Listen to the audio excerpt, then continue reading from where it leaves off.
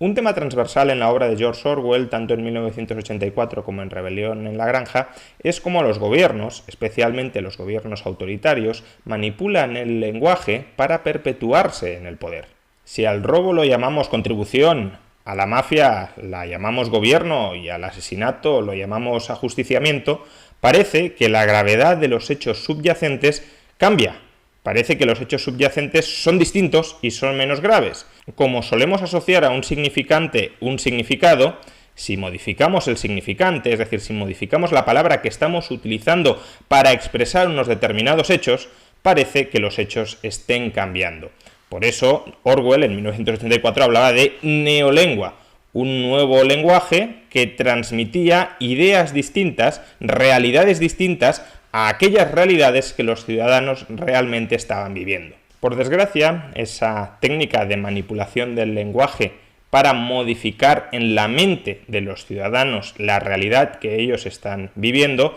no es algo que quede constreñido a la obra de Orwell o a gobiernos pasados, sino que también a día de hoy los gobiernos siguen recurriendo a esta técnica para mantener manipulada a la población y para ellos poder consolidarse en el poder. Ayer, cuando el presidente del gobierno anunció el toque de queda dentro de un nuevo estado de alarma que pretende extender hasta 6 meses de duración en una única prórroga en el Congreso, tuvimos un nuevo ejemplo de esta manipulación del lenguaje. Escuchemos cómo Pedro Sánchez defendía que no debemos llamar toque de queda al toque de queda. Me permite, yo creo que podemos ir acuñando todos una expresión, más contemporánea, ¿no? Que nada tiene que ver con lo que representan, sobre todo para generaciones con más experiencia, con más vida a sus espaldas, como es el toque de queda. Esto es una restricción de movilidad nocturna. Me gustaría, además, pediría a los medios de comunicación que pudiéramos entre todos hacer este ejercicio de pedagogía, porque nada tiene que ver con un toque de queda que tiene otra serie de componentes y otra serie de, digamos, significados en la mente de todos. Restricción de movilidad nocturna. Que nada, absolutamente nada, tiene que ver con un toque de queda, salvo si acudimos a la RAE y leemos la definición de qué es un toque de queda.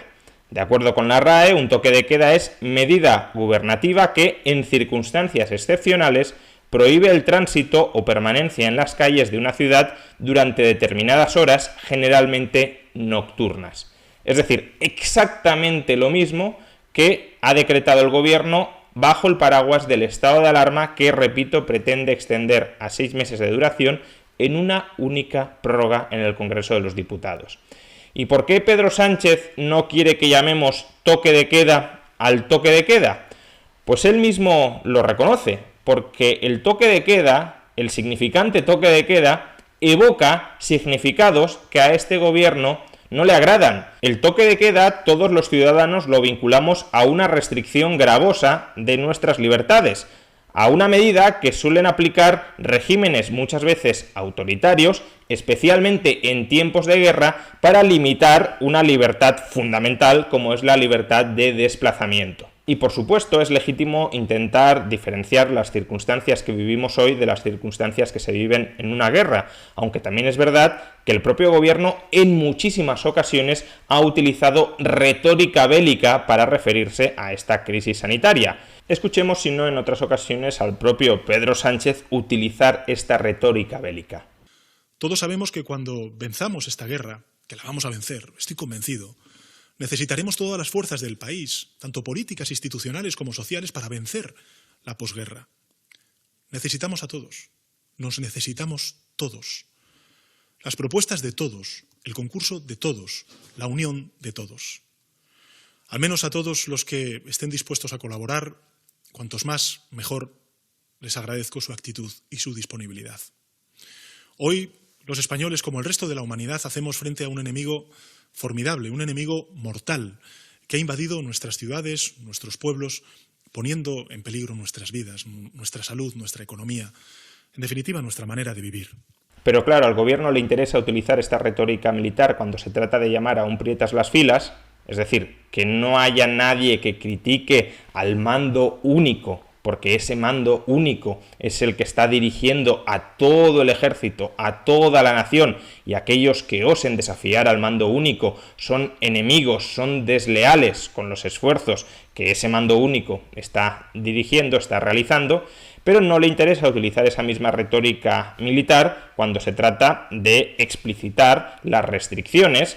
que a lo mejor de manera necesaria, pero en todo caso restricciones a nuestras libertades que están aprobando. Por eso, al gobierno no le interesa que los ciudadanos adquieran conciencia de la gravedad que supone un toque de queda, que, insisto, es una medida que se suele decretar en las guerras, pero que no tiene por qué decretarse solo en las guerras. En otras crisis, por ejemplo en crisis sanitarias, también puede haber toque de queda, que es el mismo toque de queda que el que se decreta en una guerra. ¿Y por qué no le interesa al gobierno que adquiramos conciencia de la gravedad de esta limitación de nuestras libertades?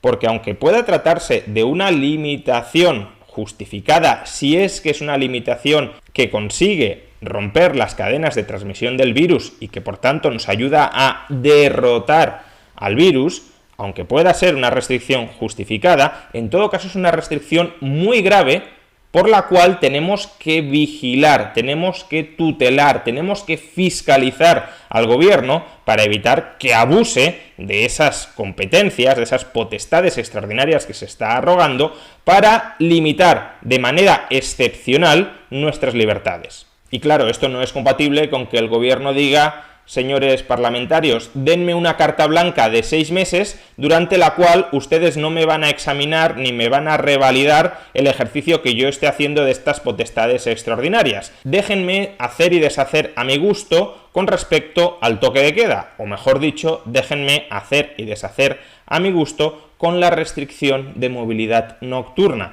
que al parecer no es un toque de queda, sino que es otra cosa mucho más laxa, mucho menos grave, y que por tanto no ataca de manera directa nuestras libertades como las atacaría el toque de queda durante una guerra. En suma, esta anécdota lo que pone de manifiesto es que el gobierno de España también está en la batalla de la propaganda, en la batalla de la manipulación del lenguaje y en la batalla, por tanto, de la manipulación de la conciencia de los ciudadanos. Su principal objetivo no es derrotar al virus, es perpetuarse en el poder. Y para perpetuarse en el poder tienen que vestir de narrativa, de relato, todas las políticas, por muy nefastas que puedan ser en muchos casos, que están adoptando. Si hace unos meses nos dijeron que ya podíamos cantar victoria y que estábamos entrando en una nueva normalidad, ahora se demuestra que esa nueva normalidad fue el enésimo fracaso de los políticos españoles, del gobierno central y de los gobiernos autonómicos